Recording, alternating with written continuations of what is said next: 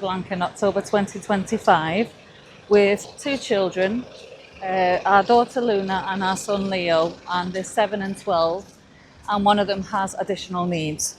So I felt it was quite important to basically talk about our journey, because I know that there'll be other families that are wanting to do the same and that may not necessarily feel comfortable or know how to navigate this big move.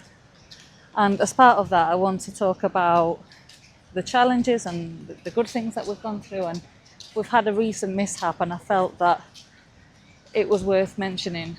Also to get advice from other people who have moved over, because we don't have all the answers. We are navigating this new life here in Spain, and things are very different to the UK.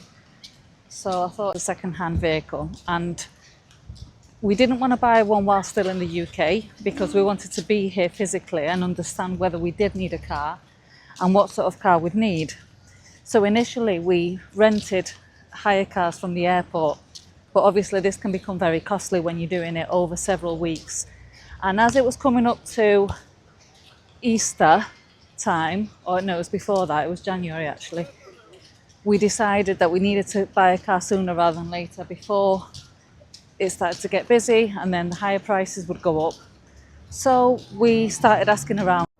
And a friend told us about somebody who buys and sells vehicles and rents them out, so we contacted him. We had a vehicle that we were looking for. We were looking for a 7-seater because I'd hired one before and I was quite happy with it, and it was an automatic.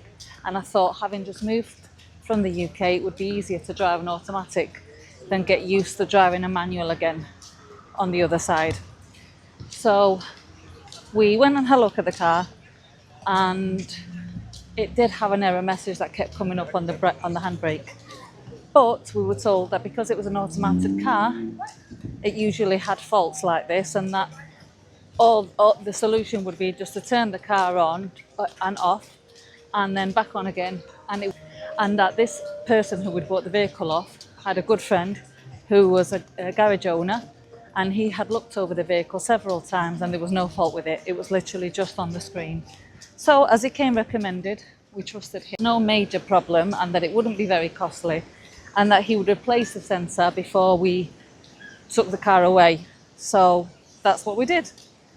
We took the car away after apparently it had been replaced, but it was evident quite soon after, and I'm talking a week, that the car, this error message would come up constantly every time we were driving around. And so often we'd have to stop the car, turn it off and turn it back on.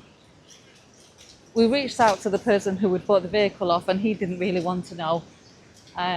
He said that he wouldn't give us the money back, and that he did offer to take it back to the garage where his friend worked. But then conveniently, the messages kept getting avoided and the phone calls didn't get picked up. And eventually, several weeks later, when he eventually answered us and put us in contact with the garage had been closed down. Honestly, you couldn't believe it. So the garage had been closed down by the police. So we're stuck with this car that's not working. And not long after, we actually broke down near Torrevieja with the kids in the car, and they were quite distressed and we didn't know what to do. We ended up waiting around and trying the car several times. We were about to give up and call the grua, which is a vehicle to come and tow the car away, when it actually started. But that wasn't good enough, really. It wasn't.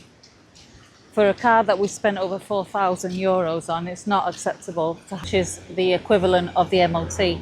And we thought, well, we'll take it through because then they'll be able to tell us exactly what's going on. And I was expecting it to fail, but somehow it did not. However, what they did tell us was another problem, that the two back wheels were completely different. And in Spain, the two wheels in the back on the same axle have to be the same, otherwise that would fail the MOT.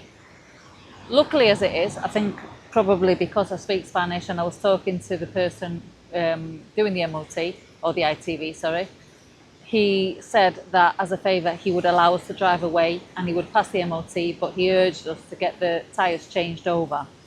So the first thing we did is we went to the tyre place, which is near Habaneras, and we came across another problem. So then they told us do you have a key for the wheel locking nuts? And we searched everywhere for the vehicle and couldn't find one. It seems we did have one, but it was broken, so it was no use of ornament. So the person at the garage told us that he wouldn't be able to take the wheel off because the wheel locking nut that he did have was broken, and the only way would be to completely destroy the wheel locking nut, and it would be too costly and it would take too long, and that we would need to go and order a part from the Citroen garage to get the new key. So off we went, driving away without having been able to fix the 2 tyres. Now, because of work and other things, we didn't get round to following this up. And on the way to the airport very recently, the car starts making a shuddering noise and we have a flat tyre on the motorway. And we were about to catch a flight. So the only thing we could do, because we had the kids with us, was pull over to a side urbanisation and leave the car there and get an Uber to the airport. Now, we tried to contact the person we bought the car off, asking if he's got the wheel locking nuts, but surprise, surprise, he's not answering. So we had to abandon the vehicle and come back to it after our trip in the UK. When coming back, I've been to several garages in the area, 5 or 6. I will put a video of me having that conversation. And even though I speak Spanish, still wasn't, obviously it helps, but this was a bigger problem because the garages are now telling me that they can't do this, they can't take the wheel off, it will take too long, it will cost too much money, they need a special tool to do it. De camino al aeropuerto y se ha pinchado el neumático, pero no tengo la llave de las tuercas de seguridad. Sí. Y esto es lo que me dieron en el garaje. Pero dice que está roto, no sé.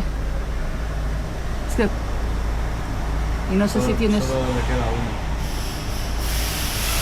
¿Y tú vendes la llave? La llave esta, yo si la vendo tarda unos 2 meses. 2 meses. Sí, porque es precisa para tu para coche. Ese... Vale. Lo que yo haría en tu caso es llamar a la grúa, vale, llevarlo a un taller, que saquen los 4 tornillos, uno por cada rueda. Okay, bueno. So we've ended up having to spend more money on hire cars now while we try and find somebody that's willing to fix this car.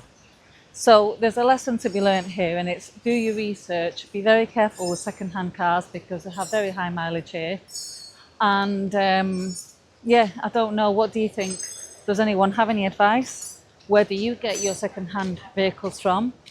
Are we best going to a garage? Do you buy privately?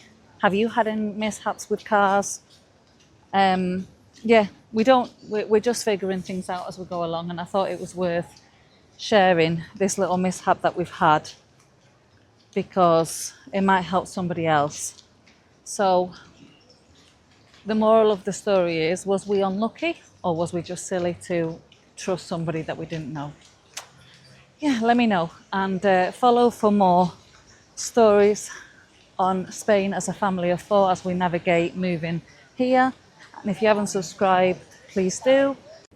So I thought I'd do an update because after I started doing the filming of the video, we actually, from the help of Facebook, managed to find somebody to help us with the car. So we put a post on one of the Facebook groups and loads of people recommended this mobile tyre person, and he's actually gone to the vehicle itself and changed the wheel, and it's all sorted, like literally so quick and so efficient. He's got a mobile van and he's just done it, even though we'd checked with several different garages who couldn't do anything. So he saved us having to get the vehicle towed and everything. So I just wanted to do a quick update at the back of my last video because we have actually managed to get it sorted, and I will put a link of that person's Facebook page in case anyone has a similar issue with the tyre. He was amazing, so yeah, I'll put the link. So finally everything's sorted and we got there in the end. So yeah, if you like this video, please like it and subscribe. Thank you, bye.